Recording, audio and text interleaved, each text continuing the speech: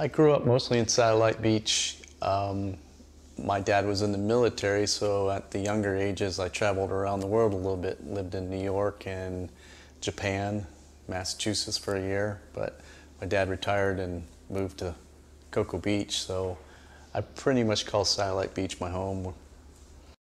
Okay, my earliest surfing memory was when I was 7 years old and living in Japan.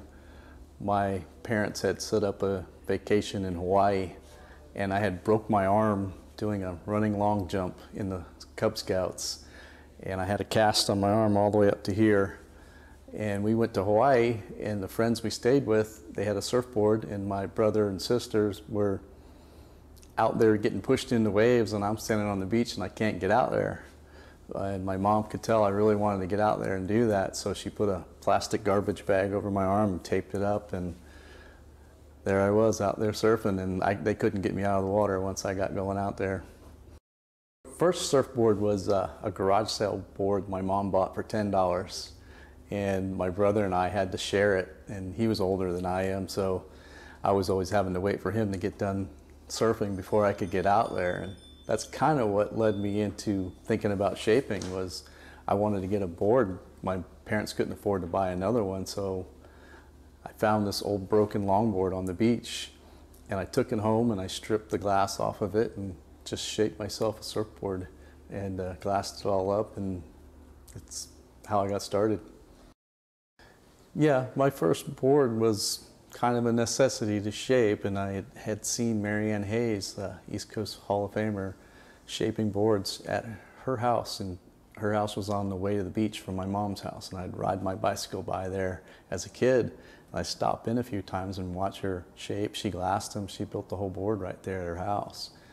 And that kind of got me thinking I could make my own surfboard. I won't have to wait for my brother to get done with the board we were sharing. And so that was really the first, opportunity to see a board being built. And that's really was my inspiration to build my own board.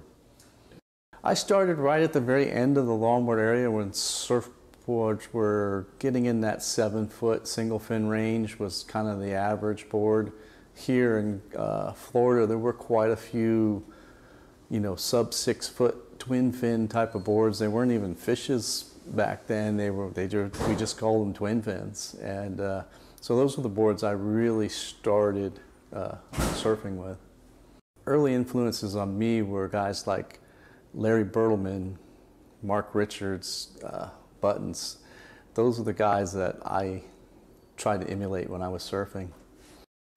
Yeah, my first job in the industry was with Natural Art Surfboards, and I actually got the job through a friend, Bob Roman, who was working for him, and I was just doing ding repair for him at night when pretty much all the factory guys had gone home, and he would go in and do some work at the factory, and I'd go in and do ding repairs, and that's where I first started into the industry and learned about it and saw that, there was a viable job there, which I never thought about. I made hundreds of surfboards at home prior to that, just in my garage, just a hobby, I never really thought about a career building surfboards.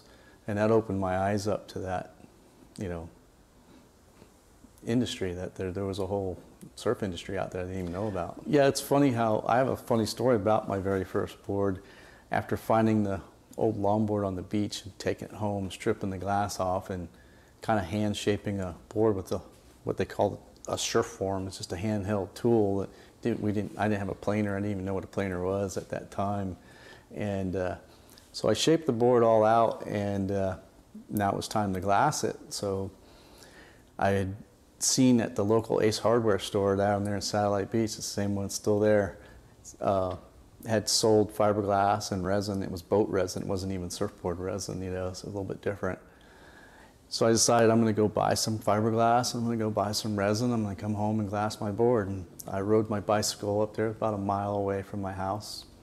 And when I went to buy the resin, the guy at the store said, I can't sell you the hardener to put in the resin because you're not 18 years old because of the chemical that was in it.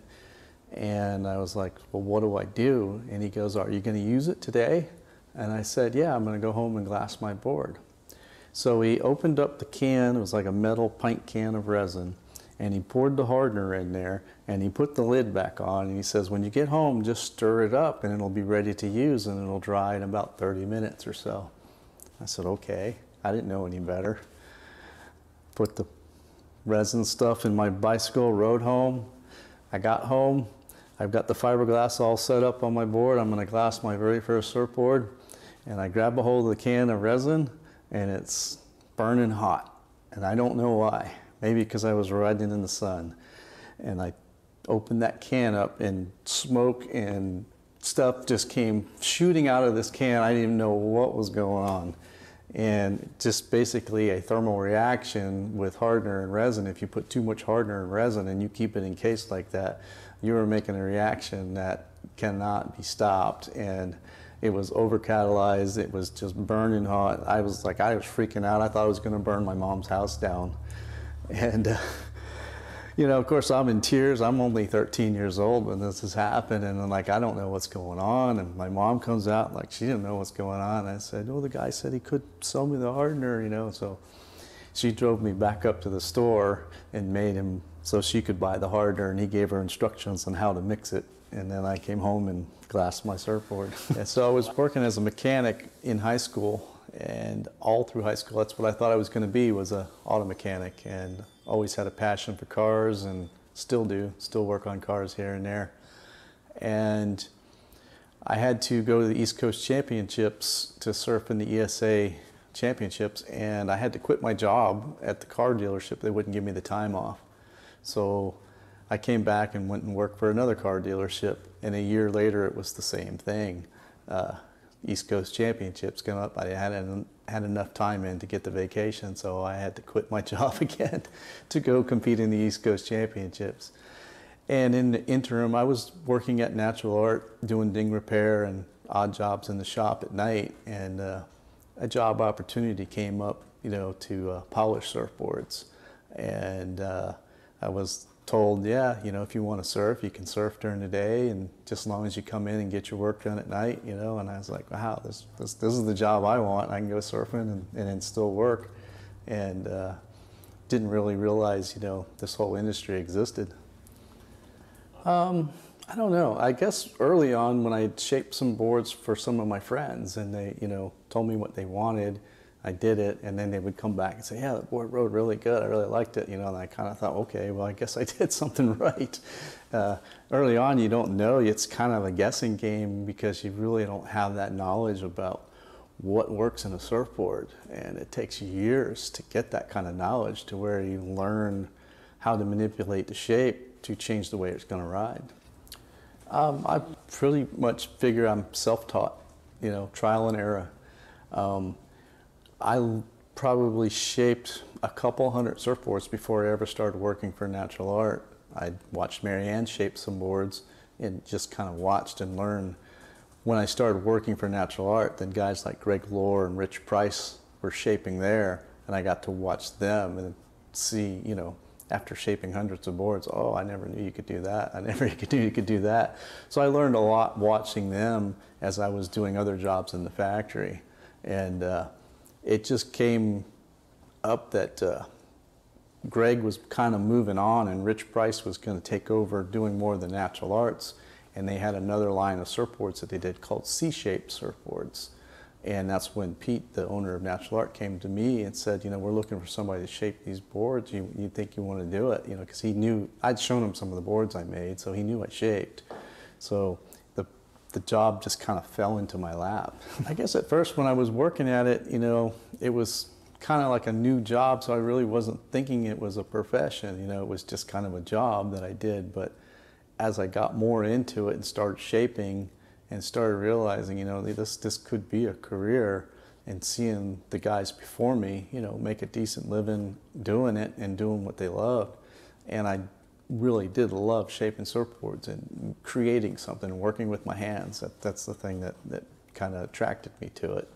And it took years to kind of hone the craft and get any kind of reputation. I mean, the guys that were out there ahead of me, Greg and Rich Price and Mike Tabling, all the shapers in the area, you know, pretty much had the names, and the young guys that were starting out, people didn't really pay us guys much attention, So we had to work hard at getting out there and getting our name out there. It took a while, and I think working for a company like Natural Art really helped the fact that I was shaping the C-shaped boards, and they were kind of going right along with the Natural Art boards up the coast at different surf shops. So people were starting to see my name and starting to see the label.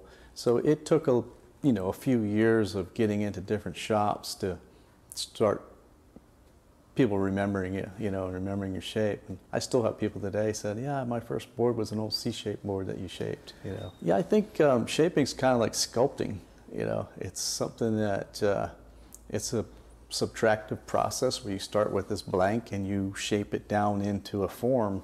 And there's a lot that goes into it that is science, and then there's a lot that goes into it that's feel. So it's kind of a cross between creating something that's an art form and a functional object.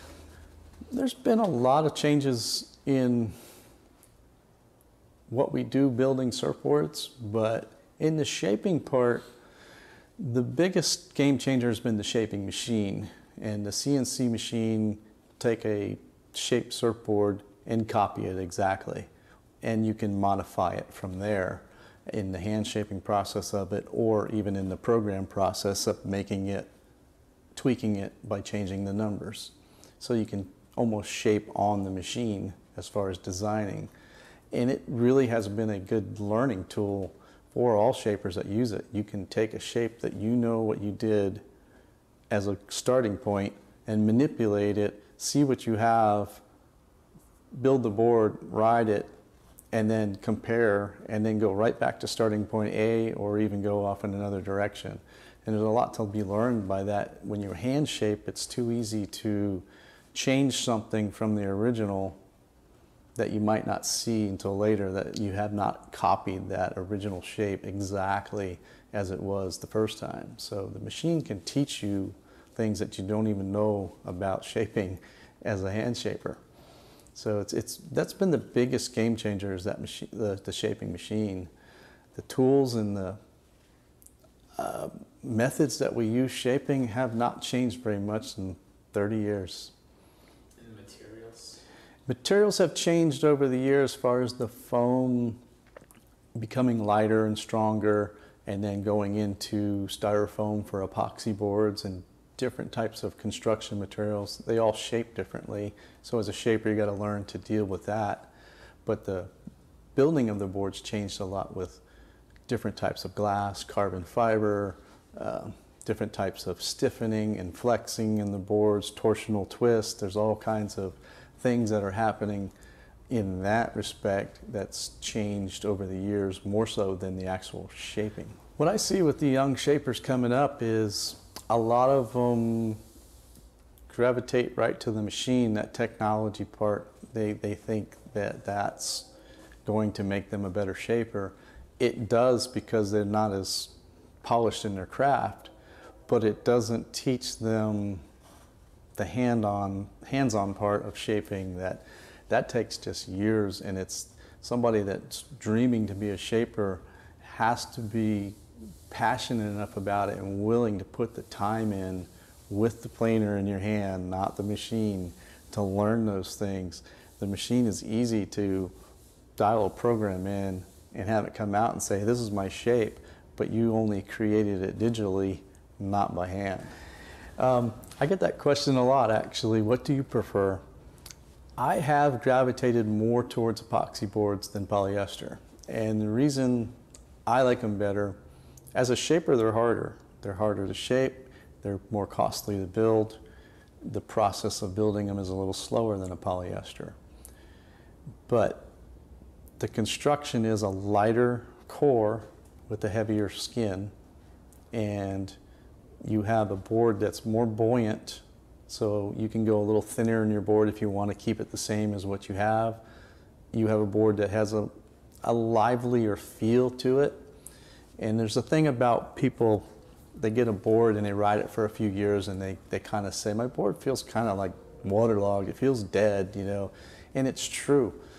Polyester boards tend to break down in the sun, just in wear and tear, and the pop or spring that the board had when it was new starts to go away. Even the foam doesn't have that same memory, where for some reason the styrofoam, and if you use the proper stringers and the right glassing, they tend to have that spring feel, that new board feel way longer than a polyester does. So that's what's really intrigued me, of having a board and riding it for many years and still have that feel of a new board, as opposed to it starting to get old and wore out. Yeah, the imports from overseas really was a big game changer when Clark Foam had gone out of business. It kind of sent this shockwave through the industry that surfboards are no longer going to be the same. And it really wasn't true, but it kind of opened the door. Imports were already coming in at a very small rate back then. They were there, and they were just kind of treated as, yeah, it's just this overseas made board, it's cheaper, it's not as good as an American made board. But when that Clark Foam thing happened, it turned into, people got scared. I know retailers that ordered containers to have drop shipped right there back in their shop with these imports, because they were afraid they weren't going to get boards from everybody.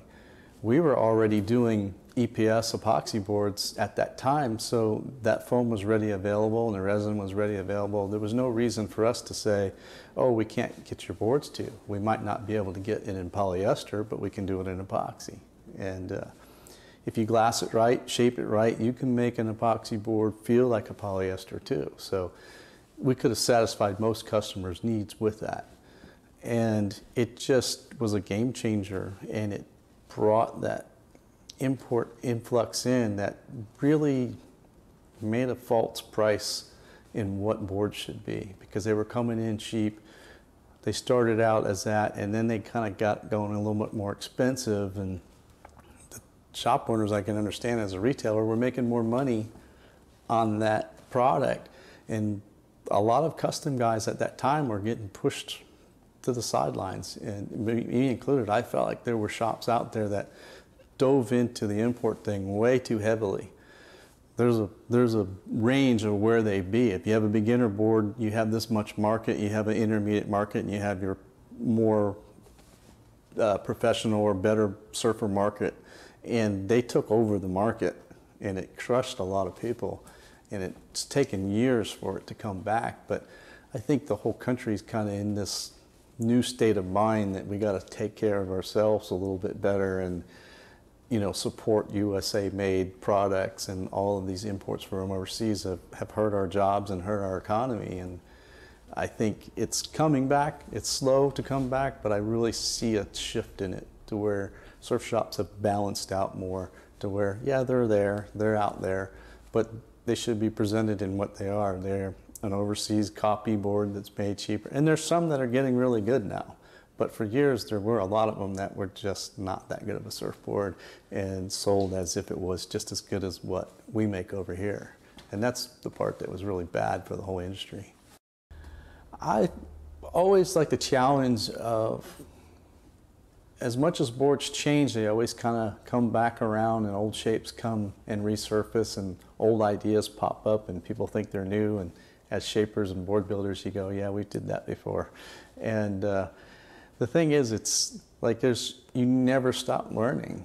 As much as you think you're the best shaper out there or you know everything, somebody comes along with something and says, well, I wrote this and I like the way it did that. And you're like, well, I wouldn't have thought that, and you want to understand why as a shaper. And that keeps you going. Like, there's always something new to create and something new to try. Yeah, we're going to celebrate our 25th year in business for R&D Surf. And I started R&D Surf after working for Natural Art for about 12 to 13 years. So I've been in the industry for over 30 years, and we're still going strong.